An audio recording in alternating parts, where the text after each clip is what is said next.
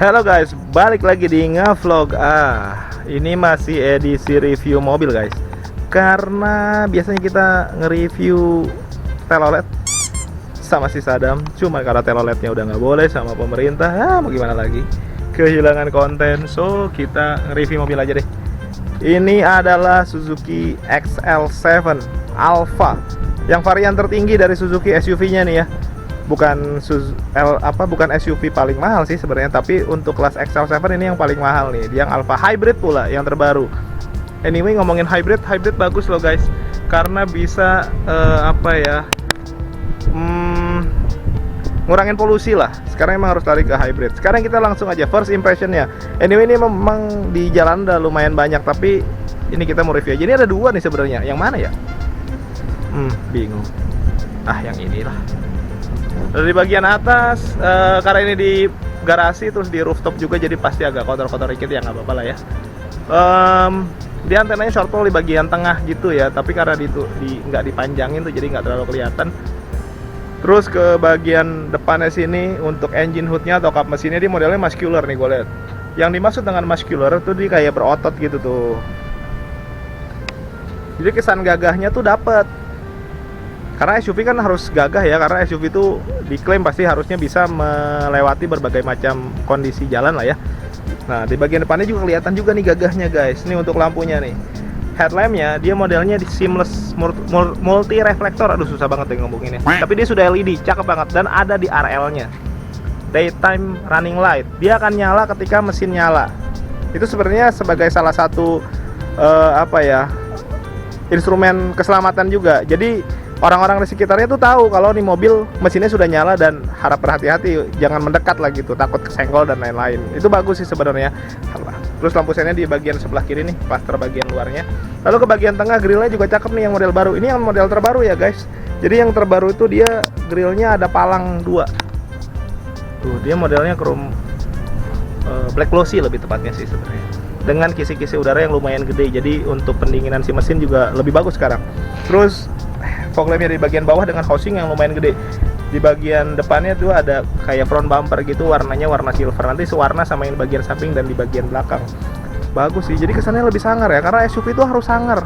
Sebenarnya sih ini juga bisa untuk mobil keluarga, karena bisa untuk 7 penumpang. Saudaranya ada tuh R3. Kalau R3 dia konsepnya MPV biasa aja, mobil keluarga aja. MPV itu kepanjangan dari multi-purpose vehicle. Kalau ini SUV, Sport Utility Vehicle. Jadi emang dibikin lebih sporty gitu. Maksudnya dia lebih fleksibel aja, digunakan di berbagai macam jalan. Kenapa begitu? Karena kita lihat dari bagian samping. Aduh, maaf nih guys ya, banyak angin. Jadi kita soalnya di rooftop nih, jadi agak ngegerebek gitu anginnya ya. Ground clearance-nya lebih tinggi dibandingin MPV. Itu perbedaan SUV sama MPV, itu salah satunya. Ground clearance, jadi jarak antara tanah dan bagian terendah mobil itu lumayan jauh tuh jaraknya. Jadi untuk menghindari mentak-mentok gitu ya. Terus di bagian sininya juga dikasih overfender nih. Overfender tuh maksudnya yang ini nih, di bagian atas ban tuh. Nah, untuk kaki-kakinya juga bagus nih. Dia ukurannya sudah pakai yang lumayan gede, 195/60, ringnya ring 16. Jadi lumayan gede, dengan konsep peleknya di blackout. Nggak black amat sih sebenarnya, ini grey ya, grey out kali ya sebutannya. Tapi orang nyebutnya blackout aja. Sudahlah, dihitamin full lah intinya. Terus sudah pakai cakram, ABS dan lain-lain, jadi sudah lengkap. Ke bagian sini ada emblem VVT. Tuh, ininya keren banget nih, gede banget. Overfendernya jadi kerasa gagah gitu. Walaupun ini sebenarnya low SUV kategorinya, bukan yang high. Tapi ya cakep sih. Nah, ini untuk spionnya. Spionnya dia sudah sewarna body ya, body yang bagian atas, karena dia two-tone. Kalau yang tipe Alpha XL7 yang varian tertinggi dibikin two-tone color. Atasnya hitam pokoknya, warna di bawahnya warna apapun, atasnya tetap hitam. Jadi kelihatannya kayak dua warna. Cakep nih, warna putihnya juga keren sih menurut gua. Terus ada lampu sennya nih, turning signal lamp di bagian sini, dan dia sudah auto folding. Jadi kalau lu lock, dia akan ngelipat sendiri tuh. Keren ya. Nah, di sininya kelihatan juga tuh lekukannya. Bagian atas juga lengkap tuh, ada talang air, ada roof rail. Nih roof rail tuh ini salah satu ciri SUV juga, ada roof railnya. Jadi kalau mau ditambahin roof rack kayak rak gitu, atau roof box, kalau lu bepergian jauh mobil-mobil touring gitu atau yang camper van tuh enak nih ada beginiannya. Jadi kelihatan lebih proper buat bawa barang, lebih enak lah ya. Terus kacanya tuh hitam-hitam, jadi pilar A, B, C semuanya gelap, jadi kayak terpisah jadi 2 layer gitu. Bagus ya, handle pintunya chrome, terus ada akses smart entry juga karena ini sudah keyless. Nah, di bagian bawah tuh ada add-on tambahan kayak side skirt gitu ya, ada yang hitam terus bawahnya ada silver sewarna sama yang depan. Ke bagian belakang kakinya dia belum dikasih velg, velgnya udah sama-sama black out, grey out, tapi pengeremannya dia masih belum pakai cakram, masih tromol. Nice, nggak masalah sih. Terus ke bagian sini belakangnya, aduh gua nggak bisa mepet ngeri nih, gua kasih lihat tuh, kita ada di atas guys, tinggi banget ya, kita ada di lantai 5 soalnya. Ini kita lagi di daerah Cawang nih. Udah kok jadi bahas kemana-mana gua.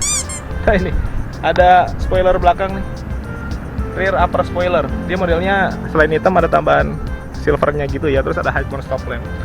Terus ini kacanya sudah pakai defogger, wiper. Sini ada list chrome. Nah di sininya juga dihitemin nih. Jadi kayak ilusi mata gitu. Kalau dari jauh kesannya kayak kacanya gede gitu. Padahal enggak. Di sini ada logo Suzuki besar. Nah ini lampunya juga menurut gua lebih apa ya, ikonik gitu, sama kayak di R3, dia modelnya LED bar gitu, bentuknya kayak begini nih. Jadi dari jauh juga udah kelihatan, jadi kayak icon tersendiri lah gitu. Terus ada kamera parkir, ada list chrome di bagian bawahnya, ada emblem XL7 Alpha tuh. Sini ada hybrid karena dia sudah hybrid. Nah ini yang bikin jadi lebih keren nih, ini go green. Kita mendukung anti polusi lah pokoknya, meminimalisir polusi sebenarnya. Bagian bawah sini ada sensor parkir 2 titik, tidak rata bodi tapi sudah sewarna bodi, jadi sudah rapi juga. Ada mata kucing. Nah di sini ada rear bumper, modelnya silver juga, jadi sewarna depan belakang sama di samping tadi ya. Untuk bagian bawah ini ada muffler sama ban serep di bagian bawah gitu. Nah guys, ini bagian door trim. Door trimnya tuh dia plastik, tapi ada list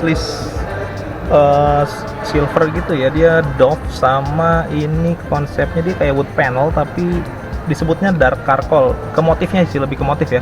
Terus ini handle pintunya chrome, ini auto untuk jendelanya. Ini ada door lock, terus di sini ada untuk pengaturan spion dan pelipatan. Nah, di bagian armrestnya di sini dikasih empuk-empukan nih, dia bahan fabric gitu, bukan kulit. Tapi yang penting empuk lah, bisa melindungi siku. Nah, di sini ada cup holder, ada speaker. Ini ada Twitter juga di bagian sini nih. Nah, bahasanya Facebook lah. Sekarang kita langsung ke bagian interior. Kita nggak usah hidupin mobilnya ya, karena lagi ada di dalam showroom. Masih dalam showroom hidupin mobil. Ini nih. Kita mulai dari mana ya? Oh, dari bagian sebelah kanan dulu deh. Kisi-kisi AC di bagian atas. Nah, ini dark charcoal sama list silver dove-nya nih, sewarna sama bagian sini dashboard. Nanti nyambung sampai ke bagian sana, guys. Nah, kelihatan ya. Nah, di bagian bawah sini ada automatic idling start stop.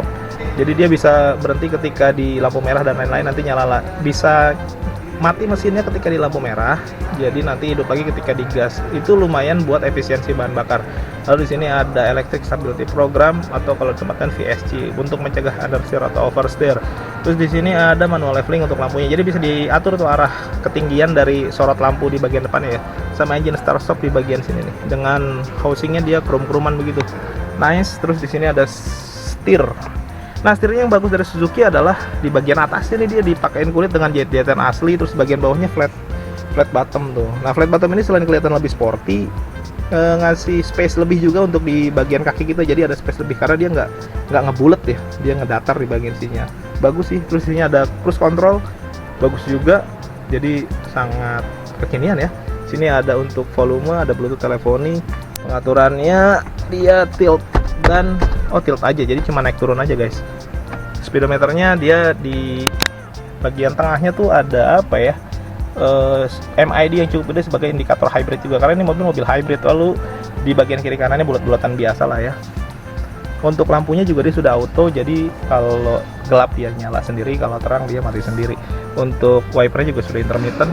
Nah, ke bagian tengah nih, klaster tengah dia ada audio lumayan gede, AC udah auto, terus cup holder udah terintegrasi sama AC. Nice tuh. Joknya juga ada perpaduan antara kulit sama fabric, bagus sih. Nah, yang lebih menarik lagi di bagian spion tengahnya ini dia sudah pakai smart mirror, jadi ada nyambung sama kamera di depan sama di belakang. Bagus ya.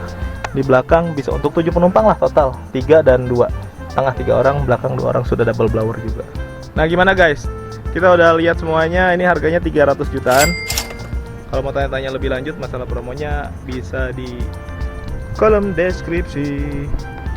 Oke, segitu aja. Jangan lupa yang belum subscribe boleh bantu subscribe, di like, di komen sebanyak-banyaknya. Kita ngobrol di komentar juga boleh. Oke, terima kasih sudah menonton. Thank you for watching. See ya. Dadah. Dadah.